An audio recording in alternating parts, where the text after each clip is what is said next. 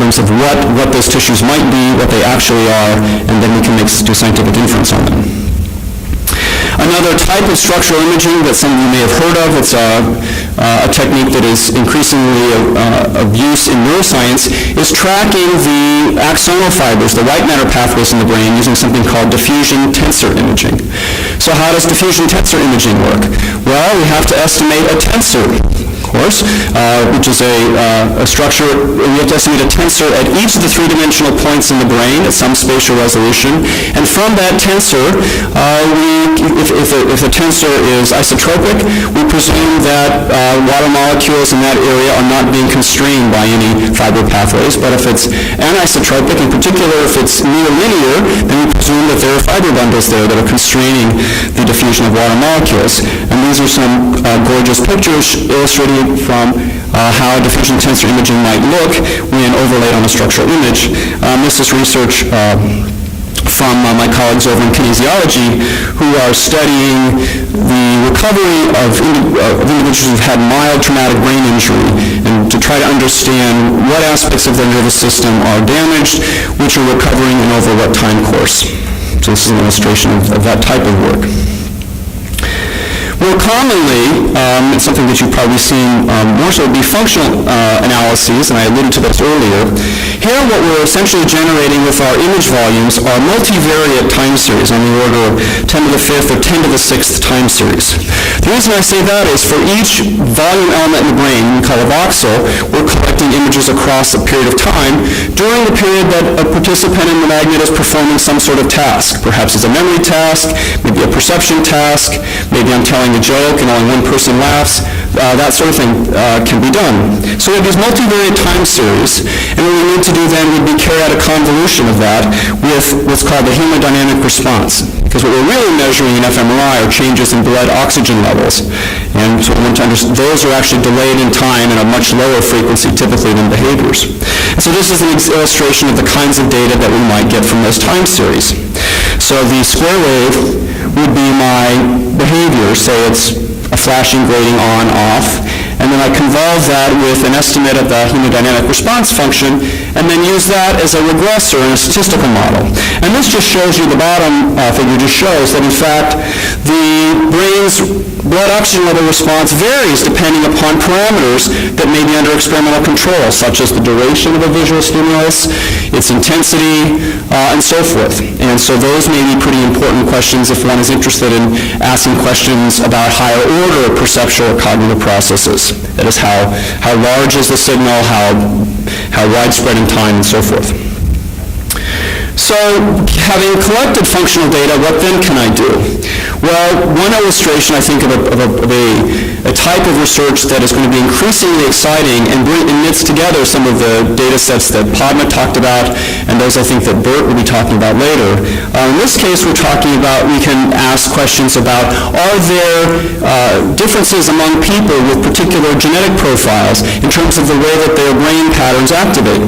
In this case, my colleague Nancy Dennis in psychology, who studies healthy aging and memory processes, has noted that two different carriers of a different allele, the APOE4 allele, have a different pattern of brain activation in the hippocampus, a memory-related structure.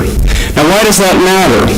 Well, it matters because these are young adults, and we know that this particular genotype is at higher risk for early onset Alzheimer's than those without it. And so this suggests that by combining functional imaging with genetic profile data, and indeed the general point would be other kinds of physiological or other kinds of individual difference data, we might be able to make inferences about disease risk or lack of disease risk. Another very interesting and exciting area in neuroscience relates to a topic, again, that Padma mentioned, and that is the notion of networks. And network science is an area that the Institute for Cyberscience has been doing a great job in really pioneering, I think, the exposure of those ideas here in the Penn State community. The images I show here on my slide are just to illustrate, first of all, that it's become such a popular idea that there's actually a book about it, so networks of the brain. Sporns, in fact, the author of this book gave a talk here at Penn State last year. And then, just to sort of illustrate for you the complexity of the problem we face. So this is an image on the right is one from my colleague David Van Essen and his research team, trying to chart the first several stages of the processing network in the visual system. So at the very bottom of the graph is the retinal ganglion cells, and then we go to the thalamus. That's pretty straightforward, not just a single node, a couple of connections. The next stage is the visual cortex, primary visual cortex, not too many pathways, a bit of functional segregation, and then upon expression, all hell breaks loose. And this is just simply to illustrate that this is the connectivity matrix, if you will, the connectivity pattern that was understood as of the early 90s, and it's only increased in complexity. So how are we possibly going to understand functional activation and what's going on in the brain without bringing to bear intensive computational tools, simulation, and theory? Well, here are some ways that we're beginning to ask those questions here at Penn State and elsewhere. So this is an example of a paper that was recently published in Neuroimage by Sam Slobanoff and his team in kinesiology. Again, this is the question that's being asked here is, to what extent are brain areas in young adults with mild traumatic brain injury showing patterns of co-activation, in other words, the resting state networks, those networks that are active when these individuals are not performing a particular task. I'm sorry, this is the wrong study. This is looking at the change in your resting state network as a function of exercise. So do the brain networks actually alter as a result of cardiovascular exercise? And in a controlled study, one can actually look at those areas of the brain that co-activate relative to others. These resting state networks, I should mention, have shown to be quite resilient and robust and may predict a healthy function in actually directed tasks. It's also necessary for behavioral scientists and other scientists to develop statistical techniques to estimate networks where the nodes and the connections may be noisy or not necessarily deterministic.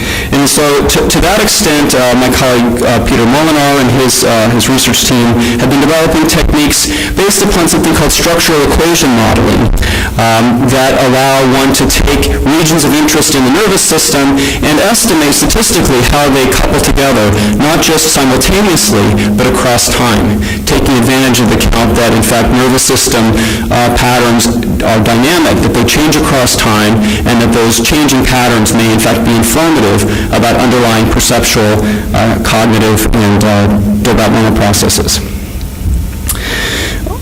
I would also be remiss if I didn't note that the important role of simulation in neuroscience. And so Ping Li, my colleague in psychology who is here, has done quite important work. And Ping, I apologize if you have a more recent figure you would have chosen from me, but this was the one I was able to grab myself. So Ping is very interested, among other topics, how children acquire language. And it's an astonishingly difficult task that we take for granted because we do it virtually without formal instruction. And yet it turns out that it's quite useful and powerful to try to simulate the aspects of that learning process using, in this case, self-organizing neural networks.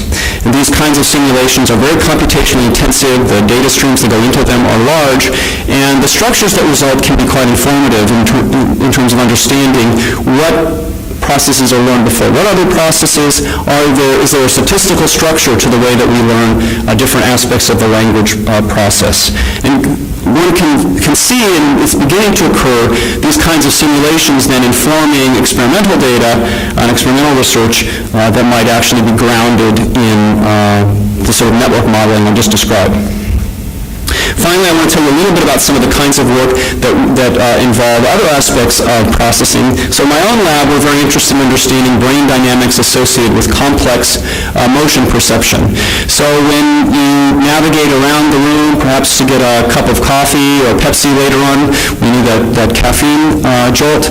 How do you do that? How do you avoid tables and chairs? How do you recognize your friends across the room? And what kinds of brain dynamics contribute to those patterns? And we've been studying these in both healthy adults and infants. And essentially, the data that I'm showing you here, this is from a high-density EEG study showing that the brain dynamics seem to be quite similar independent of the type of motion cue that's allowing the figure to be segregated from background. And then we're also interested in asking questions about the extent to which the brain intrinsically recognizes symmetric patterns. So all three of the